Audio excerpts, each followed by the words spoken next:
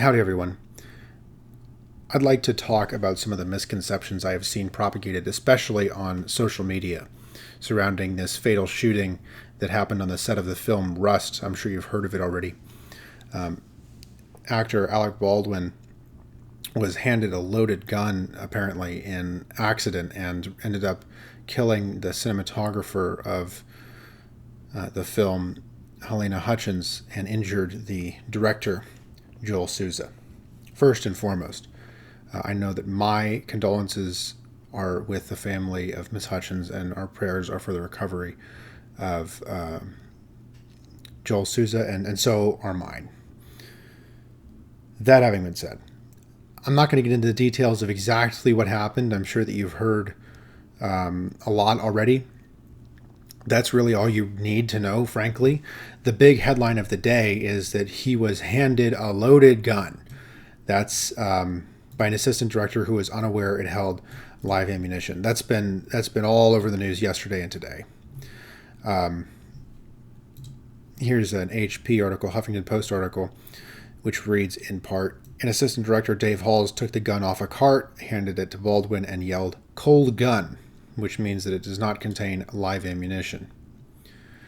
Now, the reason I'm making this video is because I need to correct the conclusions that are being drawn from this fact. The conclusion being drawn from this fact is that it's not Mr. Baldwin's fault because he was told it was unloaded. And I am here to tell you, as someone who has spent a significant amount of time in gun safety briefings, offering gun safety briefings on ranges, monitoring ranges, gun ranges, you, as the operator of the firearm, are solely responsible for its safety. If you decide to outsource your inspection of a firearm to another person, like you're not going to inspect it yourself, you're not going to operate it safely yourself, you're going to expect some other person to do that for you, that, first of all, is, I would argue, not moral. But if that's what you do, that's on you. That is your decision. And it has your failure to take responsibility for the safe operation of a firearm is not the concern of the state. And if you don't believe me, I have the New Mexico statutes concerning manslaughter pulled up.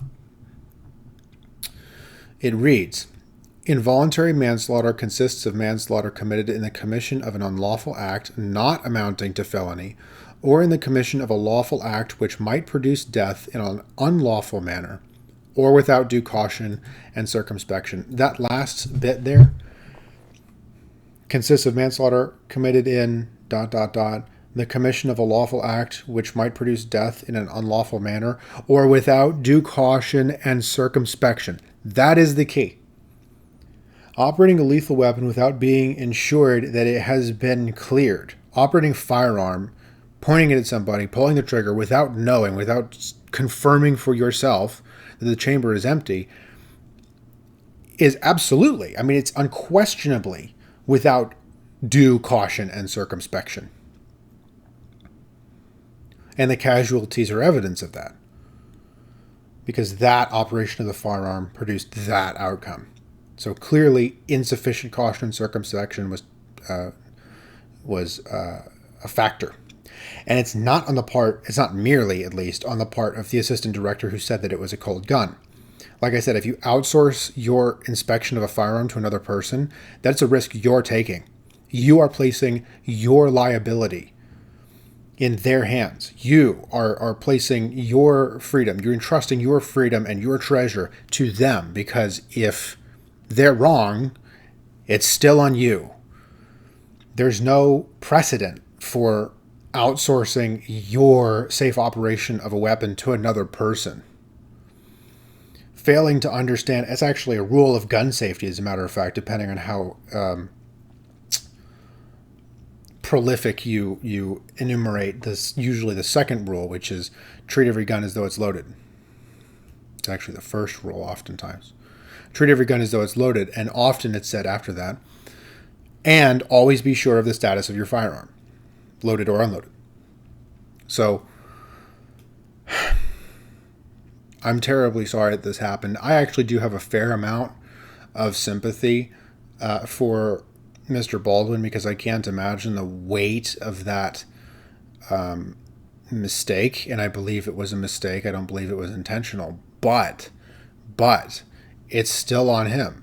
It's criminal negligence. It is.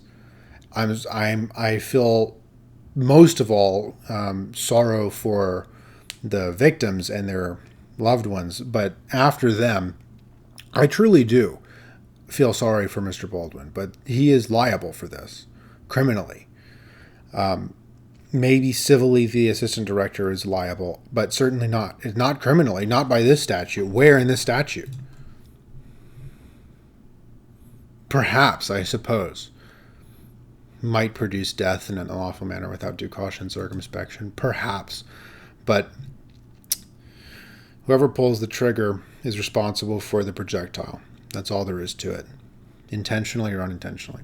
So that's all I have for y'all. Thanks for tuning in and listening. I'm interested in what you think about this incident. If you have an ulterior opinion, especially, Mason and I love those. Love them, love them, love them. So, yeah, leave a like, a comment if you have anything to say. And I know that there are a lot. I've seen y'all on Twitter. I know you got something to say. So by all means. And if you like this content and want to see more of it, then subscribe. Thanks for watching, and babble on.